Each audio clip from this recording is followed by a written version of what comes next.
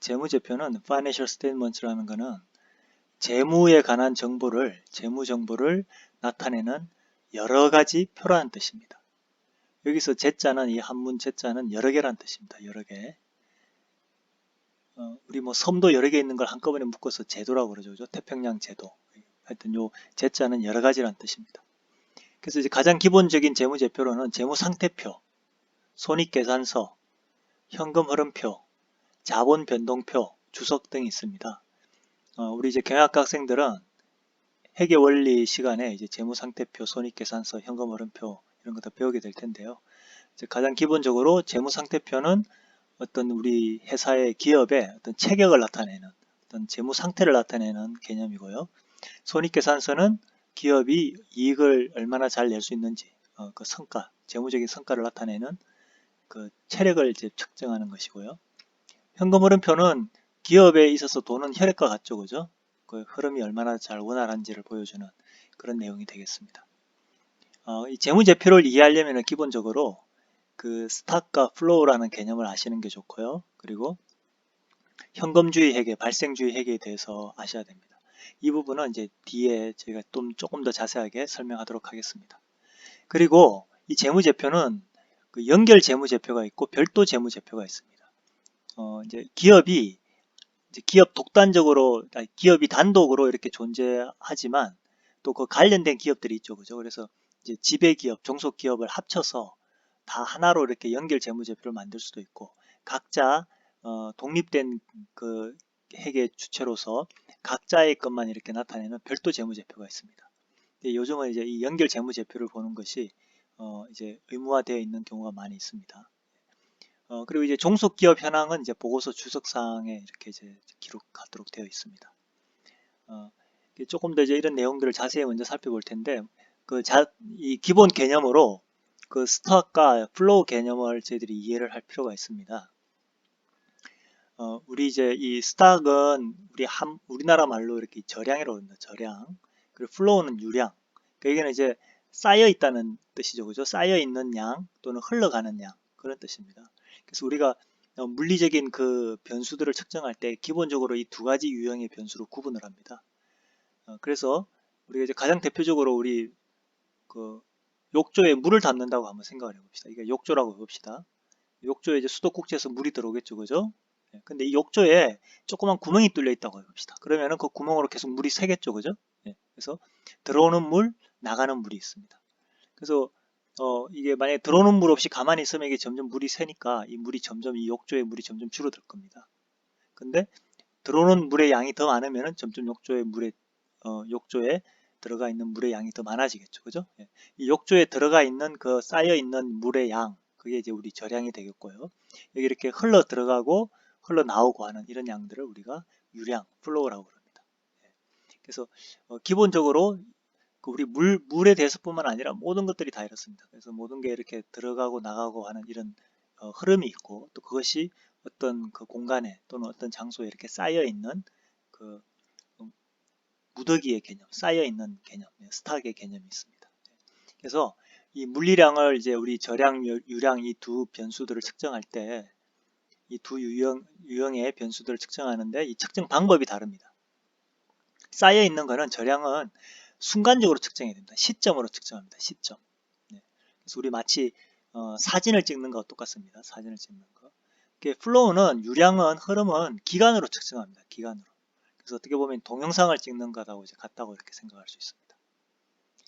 그리고 그 스탁 베리어블, 플로우 베리어블이 나타내는 정보의 내용은 뭐냐면은 이 절량 변수는 어떤 상태를 나타내는 겁니다. 그리고 유량 변수는 어떤 성과를 나타냅니다. 어떤 기간의 어떤 성과, 어떤 일이 있었는지 기간 동안의 어떤 그 성과를 나타내는 겁니다. 회계 측면에서 보자면은 대표적으로 이 스탁 베리어블로 구성되는 재무제표는 재무상태표가 되고요. 플로우 변수로 측정되는 그 회계 재무제표는 손익계산서, 현금흐름표 같은 게 있습니다. 그래서 먼저 이제 우리가 이 기본적으로 우리 요 앞에 그림도 마찬가지고, 요 그림도 저 위키피디아에서 가져온 거고요, 제가. 요거는 이제 다 저작권 관계없이 쓸 수 있는 그림입니다. 요 표는 제가 만든 것이고요. 그리고 이 지금 얘도 위키피디아에서 제가 가져온 예입니다. 그래서 이제 크게 우리 그 저량 변수 스탁 베리어블이 있고, 유량은 인플로우, 아웃플로우가 있습니다. 그러니까 들어오는 흐름이 있고 나가는 흐름이 있죠. 다 이제 플로우 변수가 되겠습니다. 그래서 예를 들어보면 우리 이제 금융적인 측면에서 예를 하나 들어봅시다. 그러면 이제 우리 은행 밸런스 잔고가 있습니다. 은행 잔고. 우리 다 통장에 잔고가 있죠. 그죠? 그래서 여기 뭐 이거 이제 가능한 그 단위는 뭐가 되냐면 화폐 단위가 되겠죠. 그죠? 여기 엔으로 해놨는데 뭐 한국 사람이면 원이 되겠고 미국 사람이면 달러가 되겠고 그죠? 그래서 뱅크 밸런스가 있겠고, 그 다음에 이 통장의 그 잔고에는 들어오고 나가는 게 있습니다. 그래서 들어오는 것 중에 가장 대표적인 예가 이제 디파짓은 뭡니까? 예금을 하는 거죠. 예금. 그죠? 우리가 돈 집어넣는 거죠. 그다음 또 이자가 있을 수 있습니다. 이자가. 예, 저 우리 은행에서 이자 주죠. 그죠? 그것도 들어오죠. 그죠? 예. 반면에 우리가 인출하면, 위드로를 하면 인출하죠. 그죠? 인출하면은 돈이 빠져나갑니다. 예. 그러니까 이것들은 이제 들어오는 돈이 얼마나 들어왔냐, 돈이 얼마나 나갔냐, 이것도 이제 다 화폐 단위로 표시하게 되는데, 중요한 거는 여기 보시면 항상 기간이 붙어 있습니다. 기간이. 그러니까 per month 또는 per week. 예. 왜냐하면 흐름은 시간으로 측정할 때 시점이 아니라 기간으로 측정해야 됩니다. 그래서 반드시 기간의 크기를 알려줘야 됩니다. 보통 이제 스탁은 시점으로 측정하는데, 시점에 아무 말이 없으면 이제 현재 시점이 되겠죠. 그죠? 근데 현재 시점이 아니면 여기도 이제 마찬가지로 어떤 시점인지를 알려줘야 됩니다. 그래서 어떤 시점에서 측정했는지, 이거는 어떤 기간에서 측정했는지, 이런 것들을 알려주게 됩니다. 그래서 이제 그 다음에 또 한 가지 얘가 inventory of lumber가 있습니다. 예, 이것도 이제 재고 같은 게 뭐 목재 재고 같은 게 되겠죠. 그죠? 이것도 이제 평방 피트, 예, 평방 피트 넓이로 이제 측정이 되겠죠. 그죠? 예. 이것도 들어오고 나가는 게 있겠죠. 그죠? 들어오고 나가는 거. 예, 이것도 얼마나 이 목재가 이 합판 같은 게 이렇게 많이 들어왔냐 적게 나갔냐, 이거 그 면적으로 측정할 수 있겠죠. 그죠? 이것도 기간이 이렇게 같이 붙어 있죠. 단위에 기간이 붙어 있으면 이게 유량 변수가 되겠습니다. 그 다음에 주택 재고도 한번 생각해 봅시다. 주택 재고. 주택 재고도 우리 이제 그 금액으로 뭐 개수로 할 수도 있겠지만 금액으로 할 수도 있겠죠. 그죠? 금액으로 하면 이제 달러, 화폐 단위가 되겠고, 이것도 이제 이 주택 재고, 주택이 이렇게 쌓여 있는데 그것도 주택이 그 하늘에서 떨어진 게 아니죠. 만들었겠죠. 그죠? 투자했겠죠. 그죠? 그래서 하우징 인베스트먼트가 이제 그 주택 재고, 우리 주택에 투자하면 주택이 늘어나겠죠. 주택 재고가 늘어나고, 그 다음에 보면 그 주택은 또 가만히 있으면 자꾸 시간이 지나면서 디프리시에이션 됩니다. 우리 그 아까도 여기서 봤지만 이렇게 빠져나가는 거, 우리 캐피탈로 예를 들면은 투자를 하면은 이 캐피탈 자본이 쌓이죠. 그죠? 근데 이 쌓여 있는 자본은 시간이 지나면 자꾸 이제 디프리시에이션 됩니다. 감가상각이 일어납니다. 감가상각. 가치가 조금씩 줄어듭니다. 우리 아무리 좋은 그 기계나 뭐 어떤 빌딩이나 이런 것들도 시간이 지나면 자꾸 낡죠. 그죠? 아주 먼 시간이 지나면 다 못 쓰게 되고 그렇게 되죠. 그죠? 그런 가치가 감소하는 부분을 우리가 감가상각이라고 합니다. 그 시간이 지나면서 가치가 감소하는 부분, 이걸 디프리시에이션이라고 합니다. 제가 참, 예. 그래서 여기 보시면은 하우징 디프리시에이션, 주택도 가만히 시간이 지나면 지날수록 그 주택의 가치가 떨어지는 부분이 있겠죠. 그죠? 예. 이것도 보시면은 얼마나 주택에 투자가 많이 일어났느냐, 또는 주택의 가치가 감소했느냐, 이런 것들이 이제 연간으로 측정을 하면은 per year가 되겠죠. 그죠? 그 다음에 equity shareholdings, 이거 자기 자본 지분을 얘기하는 거죠. 이것도 이제 주식 몇 주나 가지고 있느냐, 몇 주냐. 그 단위는 이게 한 주냐, 두 주냐, 세 주냐, 네 주냐, 예, 그 주가 되겠죠. 그죠? 영어로는 share가 되겠습니다. 이것도 이제 주식이 내가 많이 가지려면 이게 이제 사야겠죠. 그죠? purchase of shares 하면 in, 주식이 저한테 들어옵니다. 그죠? 팔면은 나가겠죠. 그죠? sales. 예. 그 다음에 이것도 이제 기간을 봐야겠죠. 얼마나 많이 들어왔냐, 얼마나 나갔냐. 이거를 기간이 없으면 얘기를 할 수가 없겠죠. 그래서 한 달에 얼마나 몇 주나 들어오고 나갔냐, 이런 것들을 이제 shares per month로 측정을 하게 되겠습니다. 이런 금융뿐만 아니라 다른 그런 그 예도 많이 있습니다. 그래서 이런 예들 뭐 이산화탄소 양이라든지 호텔의 투숙객이라든지 인구수라든지 이 욕조의 물이라든지 물의 양이라든지 그 다음에 어떤 그 뭡니까 그 쓰레기 하치장의 어떤 그 쓰레기 양 이런 것들 또는 연료 탱크의 어떤 연료 양 이런 것들 그죠? 예. 이런 것들도 다 이제 단위가 있겠고 들어오고 나가고 그 또 어느 기간이냐 이거 기간을 측정을 해서 기간을 이렇게 딱 정해서 측정을 하겠죠 그죠?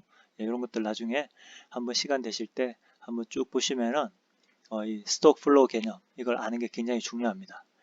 이거를 기본적으로 이 스톡과 플로우 개념을 잘 아시면 경제 변수들도 이게 절량인지 유량인지 아는 것이 전체적인 그 이론의 내용을 이해할 때 굉장히 큰 도움이 됩니다. 그래서 이 개념을 반드시 아시기를 부탁을 드리면서 이것도 다음 강의 이어서 이렇게 하도록 하겠습니다.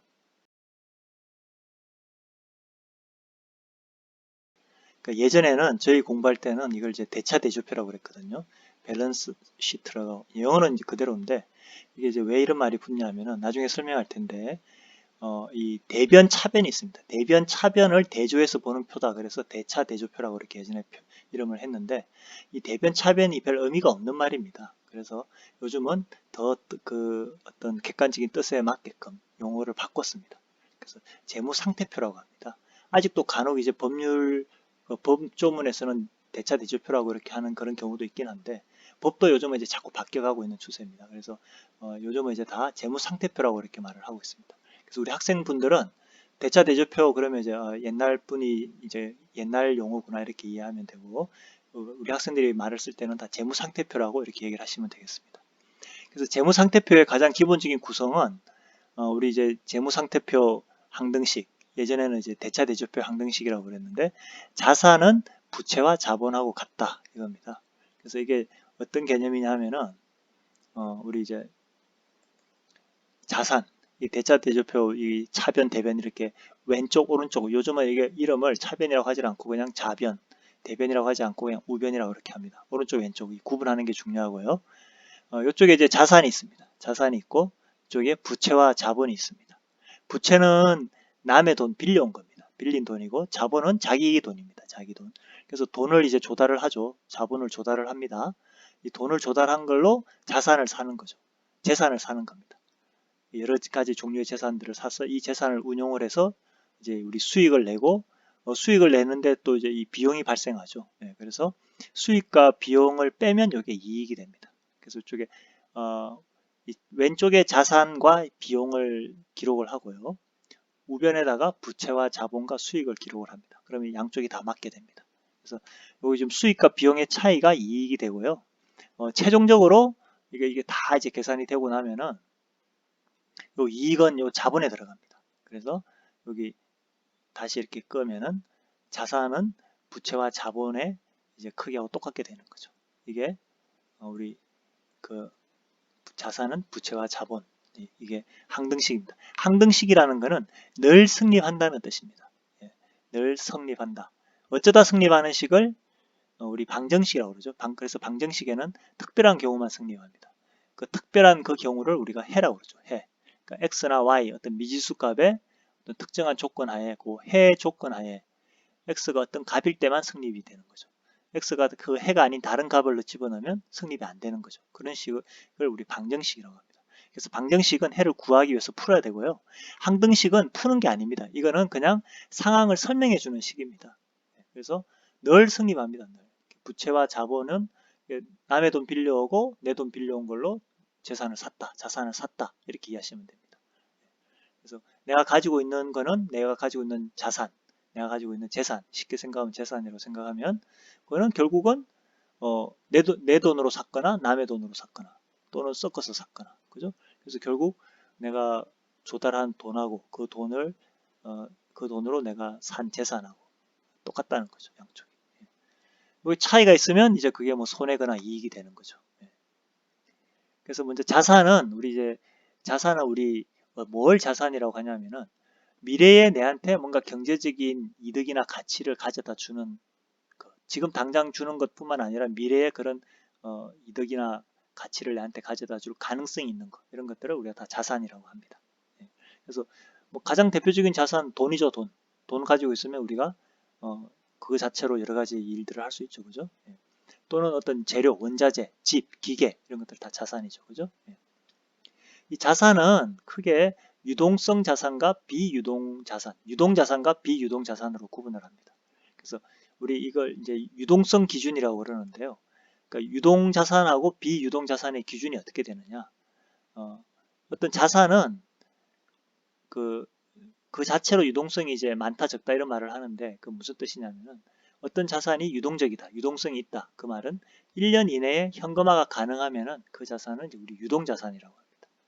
1년 이내에 현금화하기가 좀 힘들고 이렇게 팔려고 하면 돈 받고 팔려고 하면 굉장히 어렵거나 또는 손해를 많이 보게 되는 그런 것들을 비유동 자산이라고 합니다. 대표적인 경우를 한번 들어보겠습니다.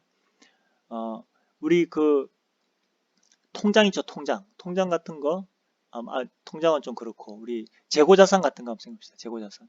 재고자산은 그 바로 팔 수 있죠. 창고에 있는 거 가지고 와서 팔면 됩니다. 그죠? 1년 안에 팔 수 있겠죠. 그죠?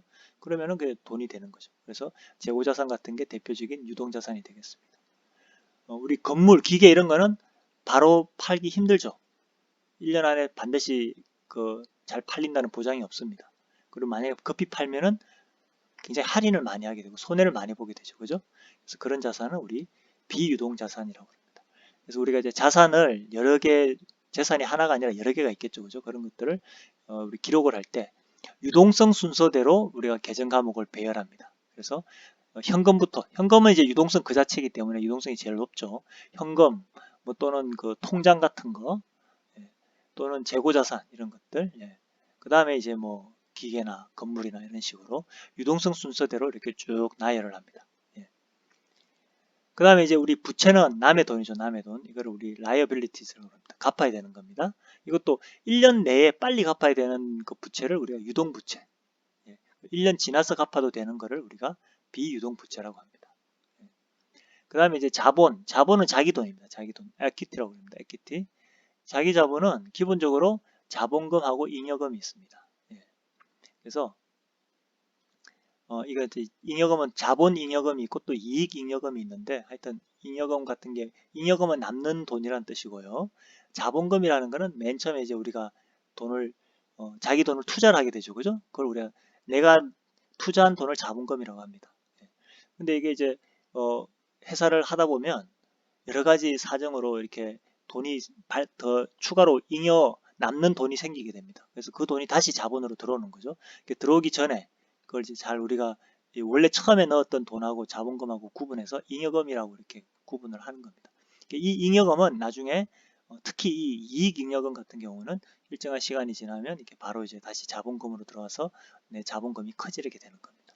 근데 이제 그 중간에는 돈이 막 섞이면 안 되니까 원래 있던 돈하고 새로 생겨난 그 내 돈하고 이렇게 구분을 하는 겁니다. 그래서 이거 자본금은 이제 내 돈이다 이렇게 이제 생각하시면 되고 잉여금은 원래 있던 내 돈에서 추가로 생겨난 돈이다 이렇게 생각하시면 되고 시간이 지나면 이 중에 일부는 어떤 그 회계적인 그 원칙에 따라서 이 자본금으로 다시 들어갑니다. 예.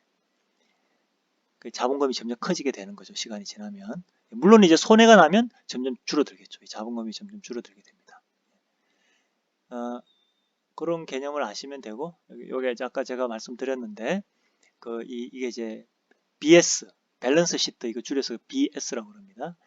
우리 이제 재무상태표죠. 재무상태표 그 왼쪽 오른쪽 옛날에는 이걸 이제 차변 대변 크레딧 데빗 이런 말 썼는데 이게 이제 뭔가 이게 그 수탁인의 입장에서 우리 대리인 있죠, 그죠? 누가 내한테 재산을 맡겼어요. 그러면은 내가 이제 이 크레딧이라는 거는 내가 이제 믿음을 받은 겁니다. 신용이죠, 그죠? 신용을 받은 거예요. 그래서 여기다가 쭉 내가 지금 누가 다른 사람이 내한테 맡겨놓은 것들 쭉 쓰는 겁니다. 예. 그 다음에 요거 데빗이라는 거는 이제 이 데스는 이게 부채죠, 부채 그죠? 내가 누구한테 이걸 다시 이제 돌려줘야 되는지를 누구 거다, 누구 거다, 누구 거다, 누구한테 받은 거다 이걸 쭉 쓰는 겁니다. 이쪽에.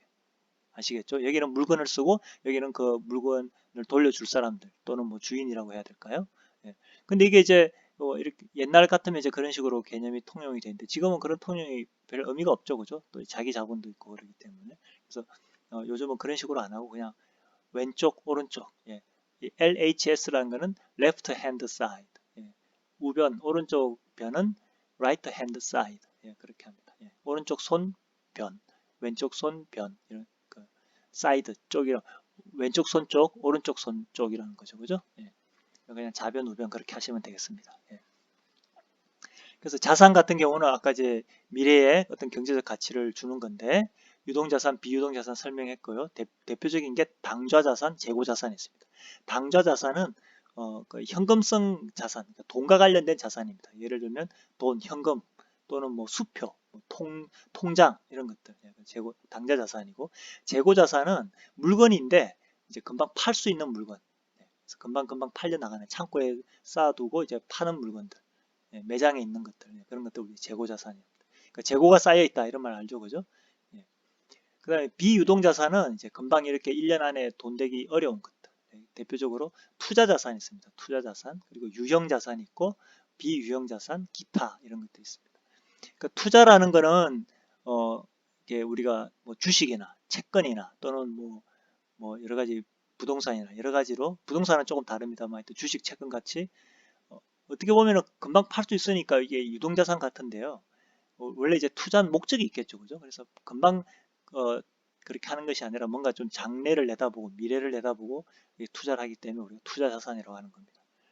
그 다음에 유형자산은 형태가 있는 자산, 주로 기계, 건물 같은 거죠, 그죠? 비유형자산은 이렇게 좀 잘 안 만져지는 유형을 찾기 힘든 자산들. 우리 유형자산은 tangible asset, 그러니까 손으로 만져지는 자산, 비유형자산은 intangible asset, 그럽니다. 손으로 안 만져지는 자산. 손으로 만져지는 건 뭐 당연히 그 뭐 기계, 차, 건물 이런 것들이죠, 그죠? 비유형자산은 손으로 안 만져지는 것들, 무슨 특허권, 무슨 뭐 영업권, 뭐 이런 것들, 뭐 어떤 권리 같은 것들, 그죠? 예. 지적재산권 이런 것도 되겠죠, 그죠? 예. 이런 것들이 이제 우리 그 자산의 형태가 되겠고요. 부채 아까 말씀드렸고 자본도 아까 말씀드렸죠. 자본잉여금, 이익잉여금. 그 다음에 어떤 조정 항목들이 있습니다. 그 다음에 아까 뭐 기타 이제 누적된 누계하는 것들이 있고요. 이런 것들을 이제 계속 시간이 지나면서 이쪽으로 자본금으로 다시 다 이렇게 넣는 그런 경향이 있습니다. 구체적으로 이런 것들을 구분하고 뭐 이렇게 변경하고 이런 것들은 회계 원리 시간에 배우시고 우리 시간에는 기본적인 구조를 아시는 게 중요합니다. 기본 구조. 그래서 우리 지금 회계는 그 모든 거래를 다음에 이 8개 요소로 구분을 합니다. 자산, 부채, 자본, 비용, 수익 있는데 자산이 증가하는 거 이쪽에 자산 증가하면 이쪽에 씁니다.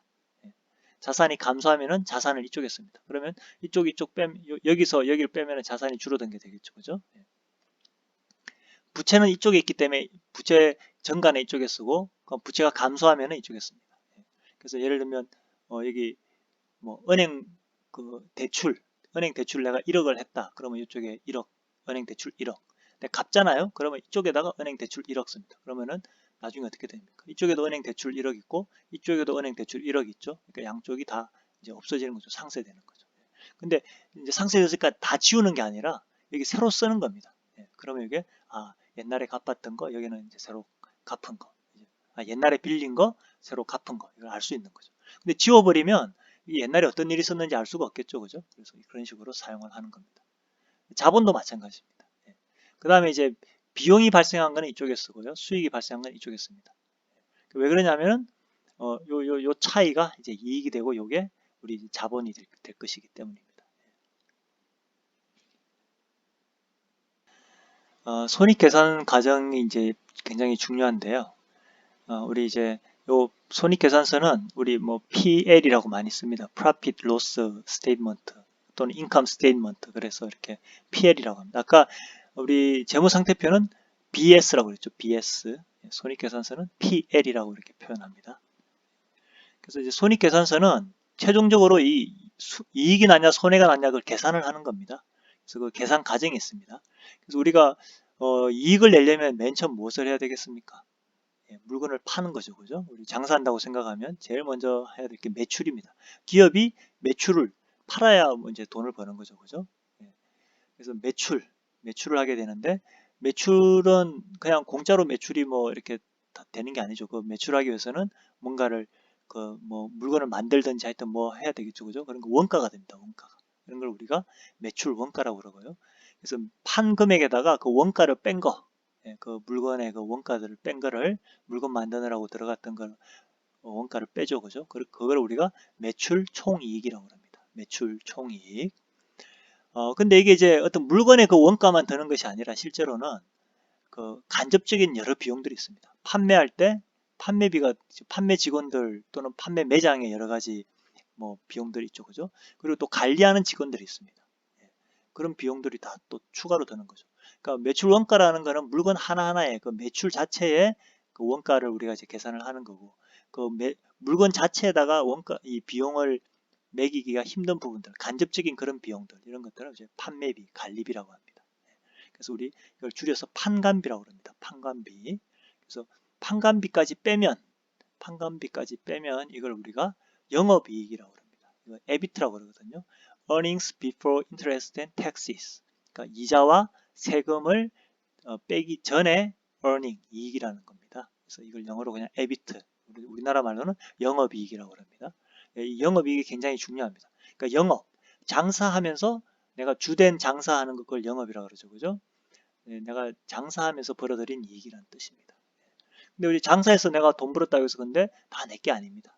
그 다음에 우리가 또 생각해야 될 게, 여기 이제 기본적으로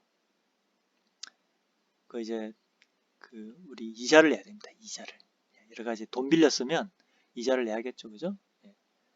그 다음에 여러 가지 또 뭐 이제 그 뭡니까? 이자 외에도 여러 가지 영업 외적인 그런 또 수익이 있을 수도 있고 비용이 있을 수도 있습니다. 그런 것들을 다 빼줘야 됩니다. 이런 거를 이제 법인세 비용 차감 전 순이익이라고 해서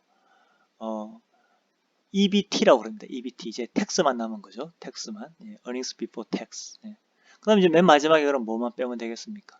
이제 법인세 빼면 되죠. 텍스 빼면 되죠. 그러면 이게 이제 단기 순이익이 됩니다. 이게 이제 플러스면 그 이익인 거고 마이너스면 손해인 거죠. 그죠? 그 다음에 여기 이제 보시면 보통은 우리 단기 순이익에서 끝나는데 간혹 가다가 총포괄 이익이라는 말이 나올 때가 있습니다. 이건 뭐냐면은 단기 순이익에다가 기타 포괄 손익까지 합친 겁니다. 기타 포괄 손익이 뭐냐? 이거는 자산 평가 같은 영업과 무관한 미실현 손익 같은 것들을 우리가 이제 얘기를 하는 겁니다. 이게 무슨 말이냐면은 만약에 내가 어떤 그 건물을 하나 가지고 있다고 합시다. 그 건물을 가지고 있었는데 자산이죠, 그죠? 그 유형 자산, 비유동 자산이지만 형태가 있는 유형 자산이 되겠죠, 그죠? 그런 내가 건물 하나 가지고 있었다. 근데 그 건물이 가치가 있겠죠. 원래 뭐 10억짜리 건물이었다고 해봅시다. 근데 갑자기 근래에 이제 부동산 가격이 올라가지고 20억이 됐다고 해봅시다. 그러면은 그 건물을 내가 지금 쓰고 있기 때문에 뭐 저기 내 재산이 10억이 늘어난 거기는 맞지만 당장 내한테 10억이 뭔가 돈이 들어온 게 아니죠. 그죠? 뭐 실현된 게 아닙니다. 그 이익이 실현된 게 아닙니다. 실현되지 않았다는 거죠. 그렇지만 이 건물이 이제 이 재무상태표, 대차대조표, 재무상태표에는 건물 가격이 10억으로 돼 있단 말이에요. 근데 이거는 내 재산 상황을 지금 내 재산 상태를 정확하게 표현한 게 아니죠. 그죠? 그래서 이런 경우는 자주 하진 않지만 이제 그 가치의 차이가 클 때 한번 이제 시간을 잡아서 자산을 재평가하게 됩니다. 그래서 이게 10억이 아니라 20억이다. 어떤 절차를 거쳐서 그 이제 장부에다가 새로 쓰는 거죠. 그렇게 되면 10억짜리가 20억, 자산이 10억이 늘어났죠. 그러면 그게 미실현 이익이 되는 거죠. 실현되지 않았습니다. 실현되려면 그걸 건물을 팔아야죠. 근데 아직 건물을 안 팔았기 때문에 실현되지는 않았는데 이제 그냥 평가로 이익이 났다는 거죠. 그래서 그런 것들까지 이제 넣는데 그렇게 하면 이게 총포괄이익인데 이걸 이제 단기 순이익하고 이걸 구분하는 이유는 이거는 뭐 장사하거나 내가 뭐 이렇게 그 어떤 기본적인 그 정상적인 경영 활동하고는 관계없는 거죠. 이거는 좀 뭔가 외적인 상황에서 아주 특별한 그런 상황에서 뭔가 이익이 나거나 손해가 난 거잖아요. 그죠? 그래서 이런 것들은 별도로 표시를 하는 겁니다. 그래서 왜 이렇게 뭐 복잡하게 하고 별도로 하느냐 하니까 이게 손익계산서라는 게 결국 궁극적으로 우리 기업의 최종적인 그 성과를 판단하는 어떤 그 과정이라는 거죠. 근데 그 성과를 잘했다 못했다 그 성과를 이제 판단을 하는 건데 그 무엇을 잘했는지 무엇을 못했는지 뭐가 문제인지 이런 걸 알아야겠죠. 그죠? 그냥 결과만 내면은 이게 왜 이렇게 되는지 알 수가 없잖아요. 그래서 이렇게 여러 가지 개념을 둬서 구분을 하고 단계를 둬서 계산을 하는 겁니다. 그래서 이 단계에서 뭐가 잘 됐다 못 됐다 이런 걸 알 수가 있는 거죠. 우리 그 경제 뉴스 같은 거 보시면은 단기 순이익보다도 이렇게 영업이익 얘기할 때가 많이 있습니다. 왜 그러냐니까 단기 순이익은 세금도 내야 되고 이자도 내야 되고 그리고 영업하고 관련 없는 다른 뭐 좀 특별한 그런 수익이나 비용 같은 것도 다 차감이 되고 막 더하고 막 그러거든요. 또 이거 자체가 크기가 중요하지 않을 수도 있고 크기가 중요하다 하더라도 이 장사한 거의 본질적인 내용하고 좀 다를 수가 있습니다. 그래서 우리 뭐 삼성전자 뭐 이렇게 어떤 영업이익이 늘어났다 줄어들었다 이런 식으로 얘기를 하지 삼성전자 단기 순이익이 늘어났다 줄어들었다 물론 이게 이제 중요합니다. 최종적으로 이게 주주 입장에서 중요합니다. 근데 그 기업의 어떤 그 경영 성과나 미래의 어떤 현금 흐름 들어오고 나가고 하는 거 판단할 때는 단기 순이익보다 영업이익을 더 중요시하게 생각하고 더 많은 정보를 제공할 때가 많습니다. 그래서 이 영업이익이라는 게 굉장히 중요하다. 그걸 이해를 하시면 되겠습니다. 손익계산서 여기까지 이제 설명하도록 하겠습니다. 현금흐름표는 캐시플로우 스테이트먼트 CF라고 이렇게 표현을 합니다. 그래서 먼저 이제 우리 현금 흐름에 대해서 현금 흐름이 왜 중요한지 생각을 좀 해야 되는데 그걸 이해하려면은 이 발생주의 회계에 대해서 좀 이해를 해야 됩니다. 그래서 발생주의 회계라는 건 무슨 말이냐면 돈이 들어오고 나간 거에 기준에서 회계를 기록하는 것이 아니라 거래가 발생했냐 발생하지 않았냐 거래 발생 여부에 따라서 회계를 기록한다고 그래서 발생주의 회계라고 합니다. 그래서 이게 발생주의 회계가 성과 평가에 굉장히 적합합니다. 왜 그러냐면 예를 들어 봅시다. 우리 자동차를 1억 원에 매입해 가지고 이게 뭐 트럭이라고 합시다. 트럭 자동차를 1억 원에 매입을 해서 10년간 그 영업에 사용한다고 해봅시다. 그럼 이제 자동차를 매입한 첫 해에는 돈이 많이 빠져나가죠. 우리 이제 돈 주고 현금을 주고 산다고 해봅시다. 그러면은 첫 해는 돈이 많이 빠져나갔어요. 근데 나머지 9년 동안은 이제 돈 안 들죠, 그죠? 그리고 계속 이 자동차를 이용해서 돈을 벌어 드립니다. 그러면은 첫 해에는 손해를 본 것처럼 나오고 나머지 9년 동안은 이득을 계속해서 보는 것처럼 나옵니다. 근데 그건 실제로는 그렇지 않죠. 이거는 자동차를 첫 해에 샀다고 해서 그 해에 특별히 뭘 잘못한 게 아니죠. 그 나머지 9년이 또 이 자동차를 산 그 첫 번째 해와 비교해서 특별히 뭘 잘못한 것도 아니죠. 그러니까 성과를 평가할 때 그러니까 현금만 보고 돈이 들어갔다 나갔다만 보고 이 경영을 잘했다 못했다 이렇게 평가하면 안 된다는 거죠. 예. 그래서 이거 자동차 1억 원 매입한 거는 자산에 집어넣고 이 1억 원에 해당하는 거를 그 수익 들어오는 것들에 비례해서 그 비용을 감가상각 같은 걸로 이렇게 매년 똑같이 꼭 똑같이 할 필요는 없습니다. 그렇지만 하여튼 그게 대응해서 어느 정도 적절하게 비용으로 처리하는 것이 성과 평가한다 하는데 더 유리하다는 거죠. 그래서 이 발생주의 회계라는 게 거래가 발생한 거를 기록을 해야지 돈이 들어왔냐 나갔냐 현금주의로 이렇게 회계를 기록하면은 성과 평가하는데 힘들다. 그리고 여러 가지 잘못된 판단을 할 수가 있다. 예. 그래서 발생주의 회계를 사용한다. 이걸 이해하시면 되겠습니다. 그래서 발생주의 회계가 이렇게 좋은 점이 있는데 문제는 뭐냐면 발생주의 회계만 하다 보면 이게 현금 흐름이 파악이 안 되는 문제가 있습니다. 그 실질적으로 하여튼 결과적으로 기업이 살아남으려면 이게 현금이 계속 잘 돌아야 됩니다. 우리 현금을 P라고 했죠. P. 예. P가 잘 돌아야 됩니다. 예. 그래서 P가 어느 순간 멈춰버리면 아무리 체격이 크고 아무리 힘이 센 사람도 일정한 시간 동안 P가 안 흐르면 어떻게 됩니까? 그럼 죽는 거죠. 그죠? 예. 그래서 기업도 마찬가지입니다. 아무리 그 좋은 사업 아이템을 가지고 장기적으로 좋은 이익이 난다고 하더라도 당장에 이 현금 흐름이 막혀버리면 그래서 막 너무 무리해서 자동차를 막 샀어요. 근데 그래서 나머지 이제 앞으로 9년 동안은 엄청나게 이제 큰 돈을 벌 수 있을 것 같아요. 근데 첫 해에 어떻습니까? 이 첫 해 자동차를 너무 많이 사버리면 돈이 너무 많이 들죠. 그죠? 물론 뭐 빌려서 사면 모르겠습니다만은 막 한꺼번에 다 현금 주고 샀다. 그럼 돈이 막 다 빠져나가는 거죠. 예. 그러면 그 첫 해에 돈이 다 빠져나가고 들어오는 돈은 얼마 없고 그럼 당장 이제 다음 달에 월급 줘야 되는데 월급 줄 돈이 없다. 그럼 종업원들한테 나중에 9년 동안 나눠서 줄게, 기다려라, 그렇게 하기 힘들죠, 그죠? 그리고 그 돈 빌려간 사람들, 은행에 돈 갚아야 되는데 은행한테 지금 올해 좀 봐주세요, 다음에 갚을게요. 뭐 물론 은행이 그거를 그렇게 해줄 수도 있습니다. 그렇지만 은행이 그걸 상황을 잘 모르면은 안 된다, 무조건 지금 갚기로 한 거 원래 약속대로 다 갚아라, 그러겠죠, 그죠? 근데 갚기로 한 걸 못 갚으면 어떻게 됩니까? 돈을 갚기로 한 걸 못 갚으면 약속을 어기는 거죠. 약속을 어기는 걸 우리가 부도라고 합니다. 부도. 부도라는 게 돈을 못 갚는다 그런 뜻이지만 그 근본적인 뜻은 약속을 어긴다는 뜻입니다. 예. 그럼 부도나면은, 그리고 해결이 안 되면 파산하게 되는 거죠. 예. 그래서 이 현금 흐름도 굉장히 중요합니다. 그래서 결국은 궁극적으로는 이 현금 흐름이 잘 원활하게 돌아야 순간순간 기업이 생존할 수 있는 겁니다.